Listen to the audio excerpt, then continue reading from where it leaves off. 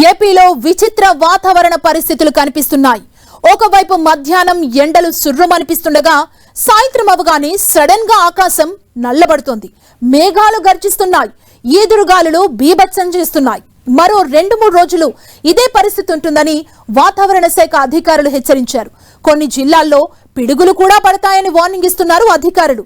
ప్రజలు అప్రమత్తంగా ఉండాలని సూచిస్తున్నారు వాతావరణ శాఖ అధికారులు. ఇక తెలంగాణ, రాయలసీమ, తమిళనాడు ప్రాంతాల మీదుగా కొనసాగుతున్న ఉపరితల ఆవర్తనం మీదుగా మనార్ వరకు ద్రోణి కొనసాగుతోందని, దీని ప్రభావంతో ఏపీలోని పలు జిల్లాల్లో మోస్తరు నుంచి భారీ వర్షాలు కురుస్తున్నాయి.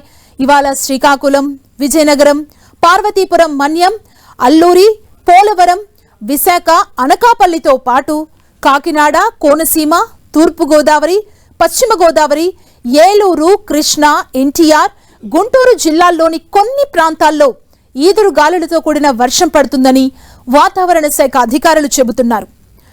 బాపట్ల, పల్నాడు, మార్కాపురం, ప్రకాశం, నెల్లూరు, చిత్తూరు, తిరుపతి జిల్లాల్లో పిడుగులు పడే ఛాన్స్ ఉందని అధికారులు హెచ్చరించారు.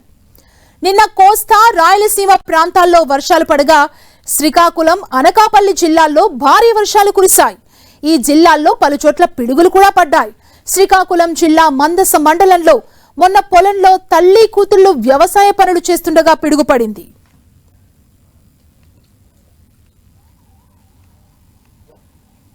ఇక నిన్న అదే మండలంలో పుచ్చపాడు గ్రామానికి చెందిన భీమారావు అనే వృద్ధుడు పిడుగుపాటుకు గురై చనిపోయాడు. ఈ రేంజ్ లో పిడుగులతో కూడిన భారీ వర్షం పడుతుండగా మరికొన్ని ప్రాంతాల్లో భానుడు ప్రతాపం చూపిస్తున్నాడు. కొన్ని ఏరియాల్లో 40 డిగ్రీలకు మించి ఉష్ణోగ్రతలు నమోదయ్యాయి. మార్కాపురం జిల్లా బోట్లగూడూరులో అత్యధికంగా 43.4 డిగ్రీల ఉష్ణోగ్రతలు నమోదయ్యాయి.